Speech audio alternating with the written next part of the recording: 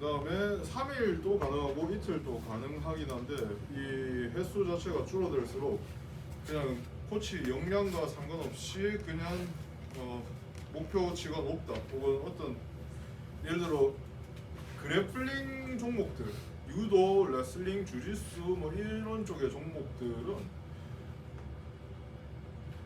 자기 종목 훈련의 50% 가까이를 SNC 훈련으로 지원할 수 있어요. 토마스 거즈에 따르면. 반대로 SNC 훈련의 빈도수를 제가 일주일에 한 번밖에 못합니다. 어떻게 할까요? 라고 말하면 그냥 이걸로 직업을 할 수 없는 사람입니다. 네, 그걸 명확히 얘기를 해줘야 돼요. 제가 일주일에 한 번밖에 훈련을 못합니다. 라고 하면 뭐 그냥 여기서 더 발달을 일으키기 어려워요.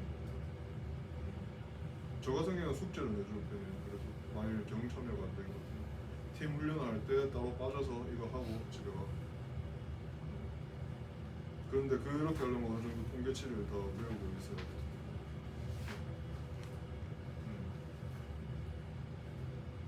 네?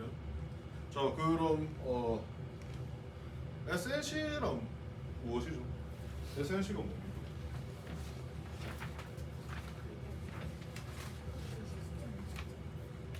S가 뭐죠? 뭘 키우는 거? 출력. C가 컨디셔닝. 그래서 출력과 에너지 대사 체계를 개선하는 걸 저희가 한다라고 했죠. 그래서 출력과 에너지 대사 체계. 그리고 그럼 SNC 코치란 무엇이죠? 뭘 주로 저희가 직무 영역이 어떻게 됩니까? 지도사인가요? 연구자인가요? 뭐죠? SNC에 이런 걸 대고 가장 그런 당혹스러운 표현이라 해야 될까? 임상이라는 표현을 여기에서 쓰면 안 돼요. 임상이 뭐죠? 임상이 뭡니까? 임상을 정의해 주세요. 임상이라는 게 뭐죠? 물치 하시는 분, 진로사 하시는 분, 선생님 진로사였죠? 면허는 네, 그럼 임상이 뭐죠? 임상 추론 같은 거 배우잖아요. 임상이 뭡니까? 그래서 임상 추론할 때 스코트 이러렌 임상 아니죠. 아니잖아요. 임상이 뭐 반대로 직무 영역상 어디에 속하게 됩니까? 임상 주로?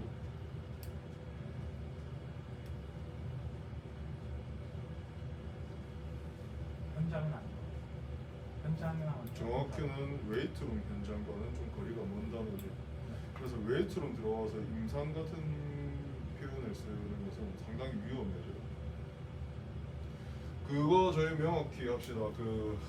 이게 논란이 많다는 건 알고 있어요. 근데 내가 웨이트룸 안에 들어와서 혹은 피트니스 일반 센터에서 근무를 하는데 재활 치료를 전문으로 합니다 하면 첫째로 의사라 할지라도 피트니스 센터에서 치료를 해주겠다, 처방전을 써주겠다 하는 거는 안 됩니다. 그게 나빠요, 좋아요가 아니고 법적으로 그렇게 하면 안 돼요. 네, 왜냐면 치료는 오직 병원이란 장소 안에서만 합니다. 네, 반대로 그거 한 번씩 뉴스 나오잖아요. 쌍꺼풀 만들고 싶어 해서 집에 가서 찝어주다가 걸리는 거. 그거 안 된단 말입니다. 약간 그거랑 사실 다를 바가 없어지거든요. 그러면 주기와 일반에 임상이 있을까요? 임상 데이터가 있나? 국가체육에 임상 데이터가 있어요? 없습니다. 어떤 체육 시스템이 들고 와도 임상 데이터는 없어요. 컨주게이트 시스템에 임상 데이터가 있을까요? 임상 근거가 있어요? 그런 체계가 아니란 말이에요. 네. 애초에 임상 데이터를 찍어내겠다 하는 것 같으면 사실 이걸 하는 사람은 아니에요. 적어도. 네, 지금 본인이 이걸 뭘 하는 사람인지 정의를 못하는 사람입니다. 네. 그럼 다시 돌아와서 SNC 코치란 무엇이죠? 아까 여기서 SNC란 무엇인가 할 때 사실 핵심 단어 하나가 있어야 됐어요. 핵심 단어가 뭘까요? 숫자. 그럼 두 번째 SNC 코치란 뭘 하는 사람일까요? 지속적인 부하 관리를 해주면서 부하를 계획하고 수치화된 부하를 계획하고 관리해주는 사람이죠. 저희가 시간 관계상 기성체육의 주기화를 저희가 다 작성할 수는 없어요. 그래서 그나마 작성할 수 있는 게 지금 3주 웨이브 단위의 컨주게이트 시스템이죠. 그럼 컨주게이트 시스템은 무엇입니까? 뭐죠? 왜 기본적으로 지금 스쿼트, 벤치, 데드만 다루고 있을까요? 스포츠 종목 부하까지 원래는 고려를 합니다 저희 같은 경우는. 근데 그렇게 들어가면 지금 학습하기가 너무 어려워요. 그리고 그렇게 들어가지 않아도 발달을 하는 경우가 많습니다. 왜? 국내 선수들 실정상 그렇게 강하지가 않아요.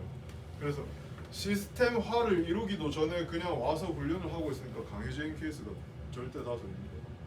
그래서 시스템화를 굳이 안 해도 실은 어느 정도는 강해지긴 해요. 극단적으로 얘기하면 거기에 써져 있는 거 웬만한 선수들에게 들어맞습니다. 최저 이쯤에 하면 탁구 이 정도가 아니라면 지면 발력을 이용하는 대부분의 종목에 맞다는 거예요. 네. 지금 인터넷이나 혹은 시중에 스트렝스 앤 컨디셔닝이라고 검색하면 보통 어떤 이미지가 나오나요? 어떤 이미지가 나오나요? 여쭤본 거예요. 저도 잘 모릅니다. 네. 저는 의도적으로 인터넷을 최대한 안 보려고 노력을 하거든요. 좀 노이즈가 심하더라고요.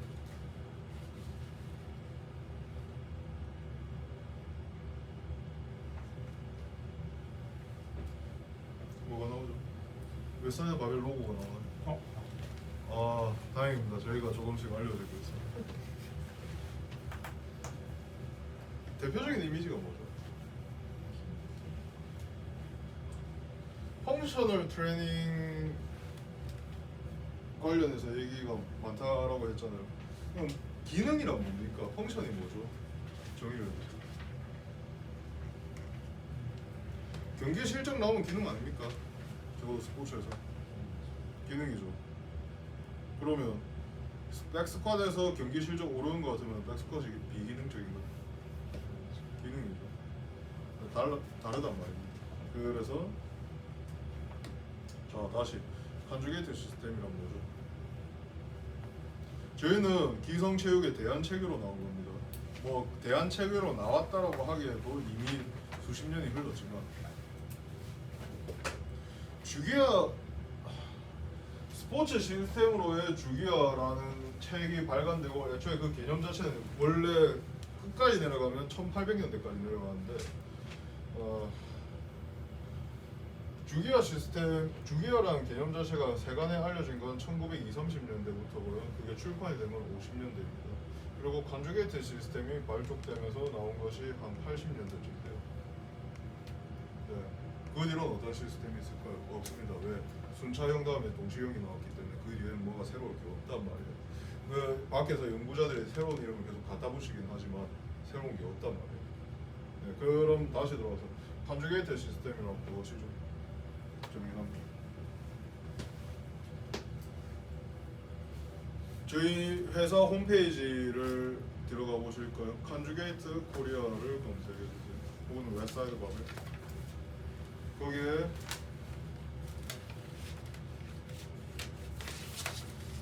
블로그에 컨주게이트 시스템이란 무엇인가가 있습니다.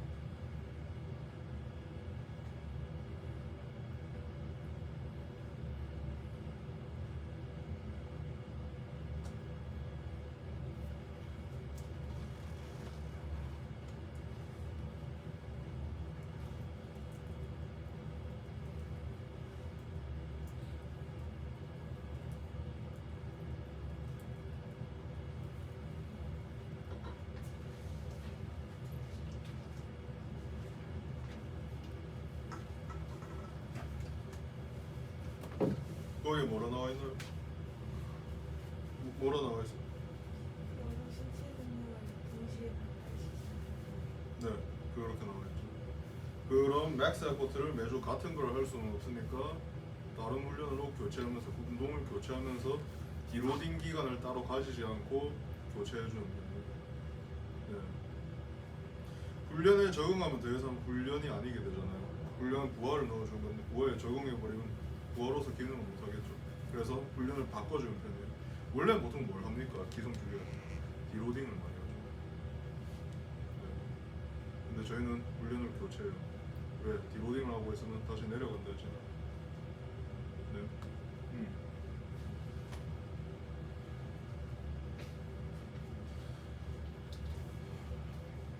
그럼 아까 질문을 받았던 거 잠시 저희가 리뷰를 하고 조금 쉬었다가 실기를 한번 들어가 봅시다. 네. 첫 번째 질문은 제가 이해한 바가 맞다면 일반 BTS 일반에 이걸 어떻게 쓸까요? 인데 좀 제 이해가 맞을까요? 일반 인구 집단에 이걸 쓰는 네. 방식에 대해서 첫째로 월수금을 꽤 많이 차용하시고요. 이 경우에는 사실 어떻게 넣는다라고 했죠. 근데 보통 GX로 쓰시더라고요.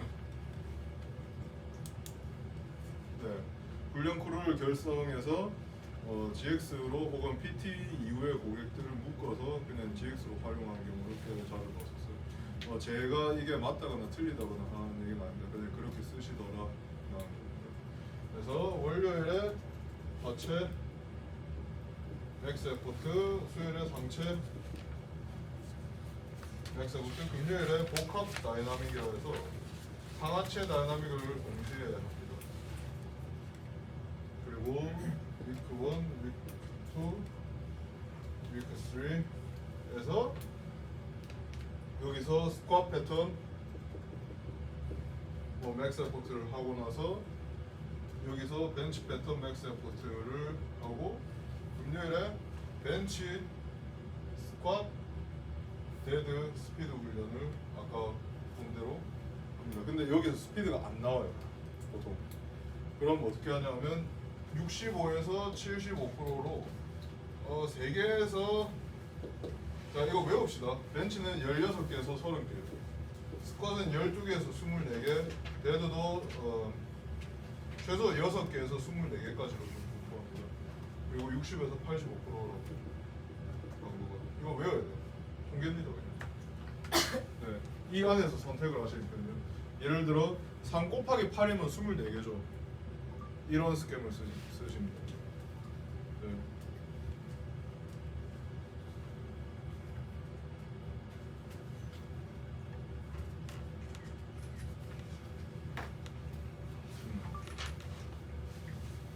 저희 책은 뭐 웹사이트가 아니라도 교보문고에서도 판매를 하고 있으니까 궁금하시면 읽어보시면 도움이 될 겁니다. 그래서 이게 속도를 애초에 못 냅니다. 그러니까 속도 훈련을 시키면 보통 덜커덩거리거든요. 그냥 애초에 높은 텐션을 못 쌓고 그 다음에 매번 자세가 달라져요. 그래서 속도가 그다지 유의미한 어떤 저희가 측정 지표 혹은 훈련이 될 수가 없어요. 그리고 이런 분들의 경우 속도 훈련을 안 해도 속도가 오릅니다. 그냥 훈련을 하다 보니까 말씀드렸잖아요. 초보자의 경우 훈련 자격이 특정이 안 된다고. 그래서 그냥 강해지면 더 무식하게 얘기하면 스쿼트 체중 2배까지는 속도 훈련을 따로 안 해도 빨라지는 편이에요. 보통. 네, 왜? 약하면 왜 이런 얘기를 계속 드리냐면 아까 민첩성에서 이거를 이렇게 U자형을 이렇게 만들면 더 빠르다 했죠. 이완 정지 수축이. 근데 여기서 애초에 몇 배의 부하가 걸리냐면 자기 체중에 이거 지면 발력을 할 때 최소한 6배 정도의 부하가 들어옵니다. 내가 100kg라면 50m를 뛸 때 한 54번 정도의 스텝이 나온다 치고 이걸 그냥 계산이 어려우니까 50개라고 할게요. 스텝 수를. 보수를 50개라 칠게요. 그럼 100kg짜리 사람이 한 번 뛰는 것 같으면 데미지가 3톤이 들어옵니다. 그러니까 밖에 나가서 뛰면 다시 거예요. 많이 뛰면. 바벨 훈련으로 3톤 쌓는 거 쉽지 않거든요. 데미지를. 네. 그러면 이 내 체중의 배수 6배까지도 들어오는 지면 발력 힘을 이겨내는 방법은 딱 하나가 있죠. 바벨이 내 1RM에 가까워질수록 어떻습니까? 내가 느리게 드는 거예요? 나는 최대한 빠르게 들고 싶어도 외부 저항이 너무 무거우니까 느려지는 거잖아요. 마찬가지란 말입니다. 약한데 빠른 건 정말 어려워요. 그런 사람은 거의 존재하지 않습니다. 건반응이 대단히 뛰어난 몇몇 선수들이 있습니다. 그런 선수가 아니면 이게 안 된단 말이에요. 네. 그래서 이걸 하려면 강해져야 돼요. 그래서 이게 저희가 제시하는 게 스쿼트 체중 2배가 이런 개념까지 포함한 겁니다. 네. 그럼 그때까지는 이거 속도를 신경 안 써도 된다. 그러면 가장 좋은 건 못 만드는 그런 거 흔히 쓰는 거 있죠. 뭐 5개 5세트. 데드는 피곤하니까 2개 5세트 이런 식으로. 네. 휴식 시간 1분씩. 60, 65, 70 이런 식으로. 데이터 여기서 들어오죠. 네. 아니면 참조 안 해도 기존에 가지고 있던 걸 로딩을 넣어줘도 되는데 이건 복잡하니까 생각을 안 해봅시다. 이 얘기를 들으면 계속 이전에 우사인 볼트 그 예시를 들면서 우사인 볼트는 그렇게 안 하던데요라고 그 얘기를 듣습니다. 근데 우사인 볼트 코치도 웨사드 바벨에 있었고요. 그리고 모델 애슬리트라는 개념을 말씀드렸죠. 그 말씀드려야 돼요. 모델 선수라는 개념이 있어요.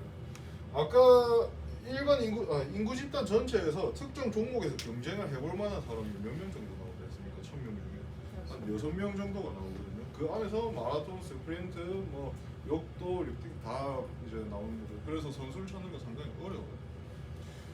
지금까지 여러 가지 종목을 테스트를 해봤고 실제 스포츠 클럽에 저희 챔피언 클럽에 넣는 거는 쉽지 않았어요. 네. 이원정 선수 아까 제가 브릿지 몇 킬로 정도 했죠? 월드 챔피언 210. 남성분들 엘리트 선수들도 한 80에서 100kg 됩니다. 그리고 여성 선수가 월드 챔피언이 210kg까지 돼요. 그런 사람은 제가 만들기보다는 저는 똑같이 하거든요. 근데 그런 사람이 그냥 나옵니다. 그런 사람이 나와요. 그래서 이런 걸 모델 선수라고 합니다. 그런 얘기 안 들어봤습니까? 그 벤치 잘하고 싶으면 벤치 해라. 스쿼트 잘하고 싶으면 스쿼트하고 그 크로스핏 와드 잘하고 싶으면 와드 하라 하잖아요. 그런 얘기 안 들어봤어요? 그 사람들 체형 보셨습니까? 어때요, 체형? 벤치 잘하는 사람들 체형 어떻습니까? 팔이 나다 말았죠. 예, 티라노 팔이잖아요. 이러고 있잖아요. 그래서 발을 뽑으면 이렇게 돼서 뽑죠. 그다음 내리면 어떻게 됩니까? 여기서 끝나죠. 들어나면 다시 이렇게 들죠. 어깨가 나갈 수가 없죠. 이러면 자기 벤치프레스 훈련만 해도 가슴, 어깨, 팔이 완벽하게 분산되면서 자라요. 그래서 벤치를 열심히 하니까 벤치가 오릅니다. 야구도 마찬가지입니다. 공을 던져서 오르려면 오른단 말이죠. 150 넘길 사람은 넘겨요. 근데 그렇게 해도 내구성이 결국 한계가 올 수가 있고 또 문제는 그건 시스템보다는 살아남는 거예요. 그렇습니다. 어깨는 쓰면 쓸수록 강해진다. 요즘 또 합니까? 공은 던지면서 강해지는 거야. 그렇게 얘기합니다. 얘기해요? 네, 맞습니다. 한 번쯤은 터져야 선수로서 이제 하는 거다. 터지진 말고. 터지지 말고 네, 이쁜 자세를 만들어서 예쁜 많이 자세를 던져라. 많이 던져라. 네. 그 크로스핏도 있죠. 과훈련 상태를 유지하고 있어야 훈련 제대로 하는 느낌이잖아요. 죽을 것 같은 느낌. 그걸 저희끼리는 약간 청춘 드라마 찍는다라고 좀 보고 있는데 좀 드라마 주인공처럼 하려고 하면 그다지 좋지 않아요. 그건 태어나는 거예요. 네.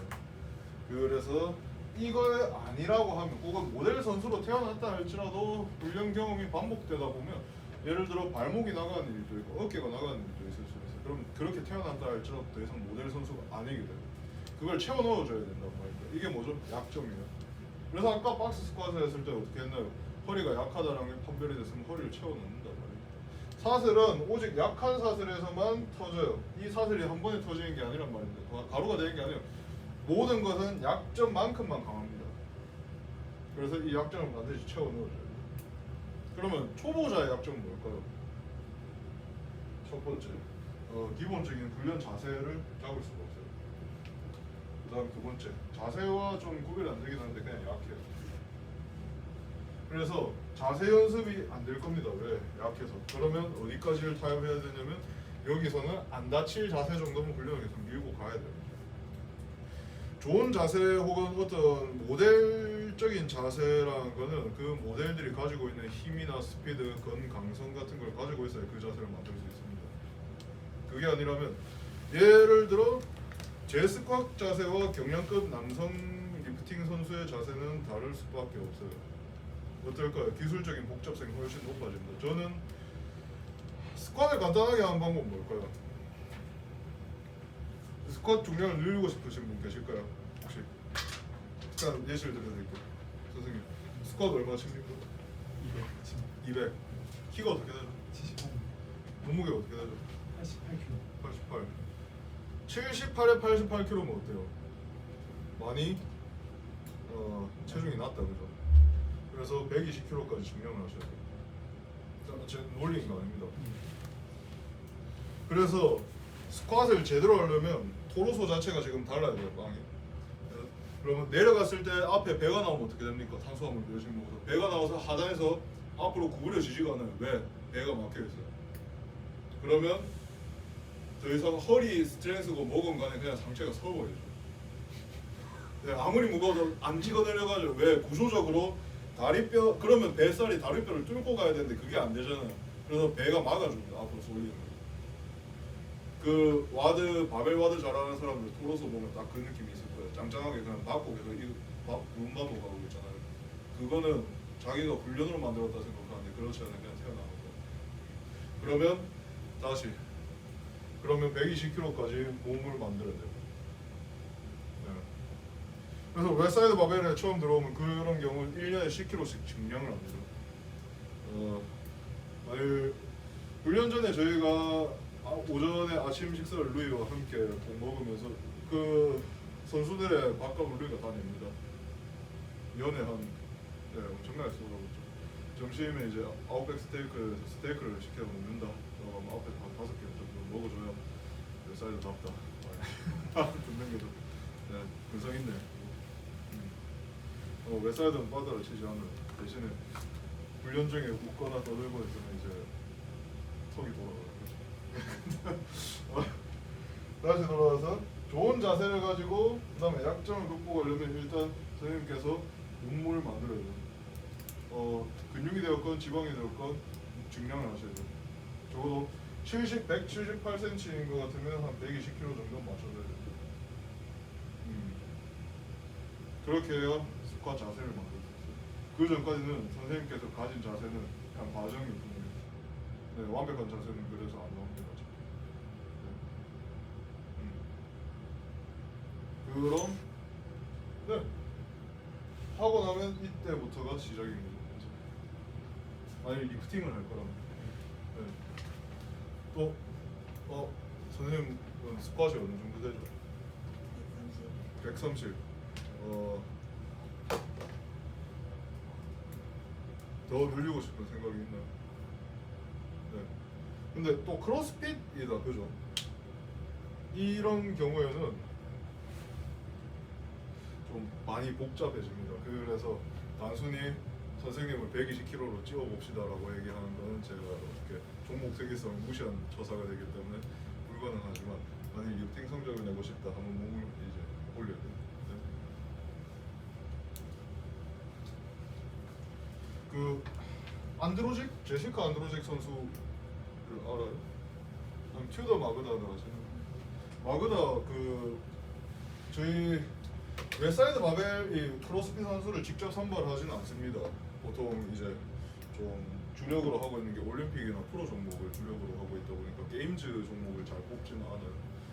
그런데 저희가 2팀이고 1팀이 컨주게이트 택티컬인데 거기서 함께하는 유일한 크로스핏 선수입니다. 그리고 지금 게임즈 탑 10 안에 들어가 있어요. 이거 빵이 어떻던가요? 어깨랑 이거 중갑대 빵이 두껍죠. 그래서 머슬업을 할 때 머슬업의 자유도가 높아서는 안 돼요. 아까 스쿼트처럼 팔이 그냥 이렇게 잡으면 여기에 빵이 알아서 받쳐줘야 됩니다. 그래서 이것만 반복하고 있어요. 몸이 그렇게 나와야 된단 말입니다. 키 160짜리 농구 선수 본 적 있을까요? 없어요. 그런 식으로. 그럼 자, 시작하겠습니다. 여기서 65에서 75%로 아까 말씀드린 이런 랩 스킴을 쓰고 여기서는 뭘 하냐면 그냥 이거 데이터 나온 거 있잖아요. 네. 65에서 75%. 그 다음에 그대로 밀고 내려가도 됩니다. 여기서 한 다음에 68에서 78%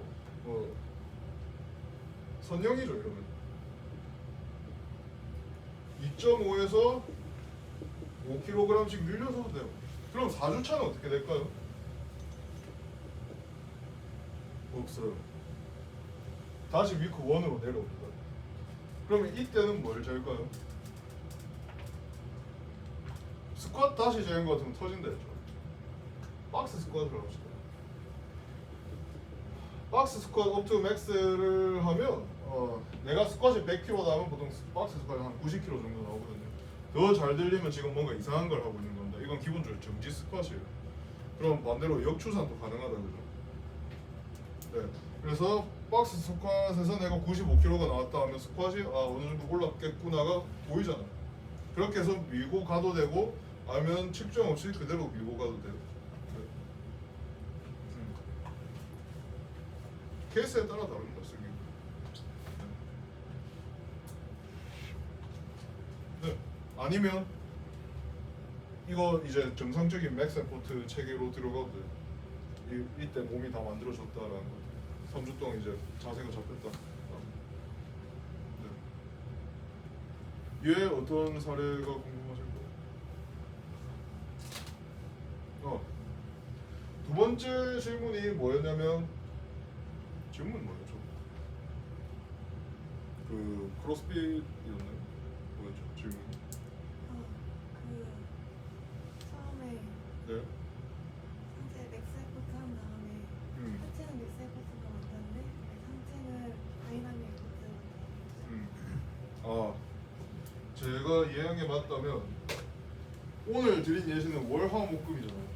그래서 다이나믹 애프터가 먼저 나오죠. 그러면 그 다이나믹 애프터의 퍼센테이지를 D의 퍼센트를 어떻게 결정할 수 있는가? 라고 하면 될까요? 오케이. 이렇게 갑시다. 다이나믹 애프터 퍼센트를 어떻게 결정할 수 있는가가 있는데 첫째로 이건 5시간 안에 제가 못 만들어드립니다. 오늘 실기를 할 거긴 해도 이건 못 만들어드려요. 이건 코치 눈입니다. 여기서 맥스 에포트, 리피티션 에포트, 다이나믹 에포트를 보잖아요. 그럼 속도, 근육의 톤, 그 다음에 여러 가지 호흡 상태를 보고 이게 올랐다 안 올랐다가 보이기 시작해요. 오랫동안 하다 보면. 그래서 말했잖아요. 보통 6에서 10년 정도 걸린다고 현장에서. 네. 그래서 코치 역량이 대단히 뛰어나다면 다른 맥스나 다이나믹 혹은 리피티션 에포트 측정을 안 한다 할지라도 어느 정도 찍어내기죠.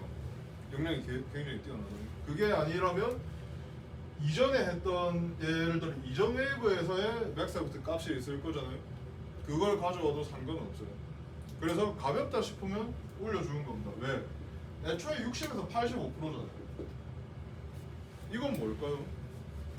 65%가 아니라 66%면 큰일 납니까?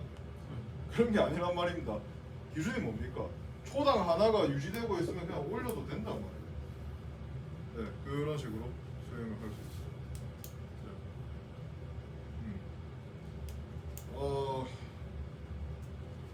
네. 이게 컴퓨터 공학이 아니거든요. 탄도학도 아니고. 그래서 스피드 훈련을 하는 맥락을 빠르게 잡아낼 수 있어야 돼요. 이게 지속적으로 말씀드리는 게 이게 결국에 현장 일이다 보니까 대단히 어떤 추상성을 낮춰서 구체적으로 말씀드리기가 어려운 부분이기도 합니다. 네, 경험칙들이요. 근데 뭐 여러 가지 방식이 있는데 첫째, 로딩을 이전에 그 쌓아가던 로딩을 65, 70, 75, 65, 70, 75, 그 다음에 다시 4주차에 65, 70, 75 이런 식으로 만들 수 있어요. 65에서 75%를 예를 들어 100kg짜리 1RM 기준으로 65에서 75%를 돌았던 게 있다라는 것 같으면 다음 웨이브를 똑같이 65에서 75%를 돌되 10kg의 1RM을 기준으로 돌아봤을 때 1초가 유지되면 뭡니까? 오르낼 때 이 사람 퍼포먼스가 오른 거죠. 그렇게 볼 수도 있단 말이죠. 근데 안 나오면 어떻게 해요? 뭐 다시 들어가는 거죠. 나올 때까지. 네. 쓰기 나름. 또 질문이 있을까요? 대사. 대사 능력은 이 부분을 한번 해보면 왜 저희가 컨디셔닝 훈련이 알아서 된다라는지 말씀드립니다. 컨디셔닝 훈련도 정말로 많이 필요하기 시작하면 넣어주기도 합니다. 따로 빼서 넣어주기도 해요. 근데 대부분은 이 훈련조차도 못 버티기 때문에 따로 빼진 않는 편이에요. 네. 질문 있을까요? 없다면 잠시 오늘 실기가 어려우신 분 있을까요? 실기가 어느 정도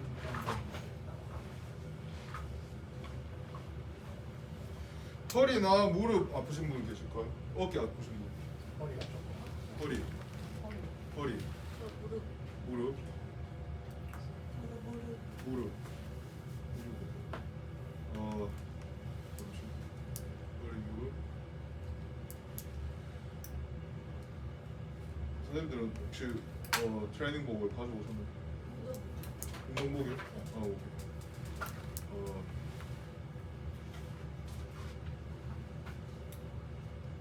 오늘 다이나믹 레포트는 실기를 안 하겠습니다. 맥스 레포트로 들어갈게요. 네, 맥스 레포트의 맥락을 집어내고 끝내도록 하겠습니다. 네. 뭐 잠시만요. 10분 쉬었다가 이제 시작해보겠습니다.